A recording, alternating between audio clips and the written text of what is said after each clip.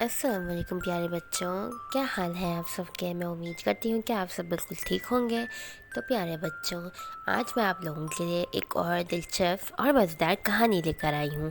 کہانی اگر اچھی لگے تو اسے لائک کرنا مت بھولیے گا اور میرے چینل کو سبسکرائب کر دیجیے گا۔ تو چلیں کہانی کو شروع کرتے ہیں۔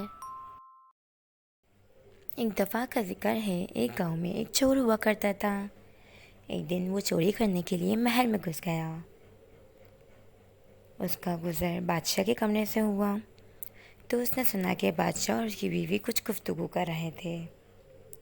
بادشاہ اپنی بیوی سے کہہ رہا تھا کہ میں اپنی بیٹی کی شادی ایک ایسے انسان سے کروں گا جو بہت پرہیزگار اور متقی ہو،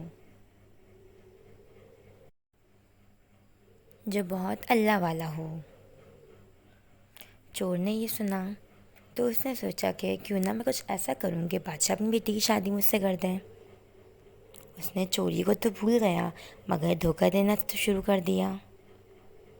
وہ گھر آیا اور بہت سوچنے لگا۔ پھر اس نے سوچا کہ پاس ہی جو مسجد ہے میں وہاں جا کے اچھا لباس پہن کر دن رات عبادت میں مشغول ہو جاتا ہوں، اس طرح بادشاہ مجھ سے اپنی بیٹی کی شادی کر دیں گے۔ پھر اس نے اپنے فیصلے کے مطابق عمدہ قمیص شلوار پہنی، ٹوپی پہنی اور دن رات جا کر مسجد میں عبادت کرنے لگا، ذکر کرنے لگا۔ اس طرح لوگوں میں یہ بات پھیل گئی کہ ایک بزرگ یہاں پر آئے ہیں جو بہت اللہ والے ہیں، ولی ہیں، اور یہ بات بادشاہ تک بھی پہنچ گئی۔ جب بادشاہ تک یہ بات پہنچی تو بادشاہ بہت خوش ہوا، وہ تو ہمیشہ سے یہی چاہتا تھا۔ پھر اس نے اپنے وزیر کو بلا کر مشورہ مانگا تو وزیر نے کہا کہ میں جا کر اس سے بات کرتا ہوں۔ پھر وزیر اس آدمی کے پاس آیا اور اس سے بادشاہ کی پوری بات بتائی۔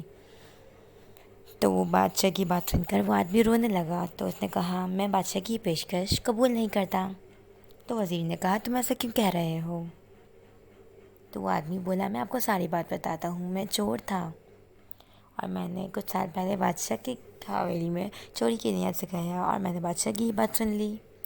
پھر بادشاہ کی اس امید پہ پورا اترنے کے لیے میں نے خود کو اس حلیے میں ڈھال لیا، لیکن جب میں مسجد آنا شروع ہوا تو میرے اللہ نے مجھے اپنا بنا لیا، اور اب میرے لیے میرا اللہ کافی ہے، مجھے اب کسی اور چیز کی ضرورت نہیں۔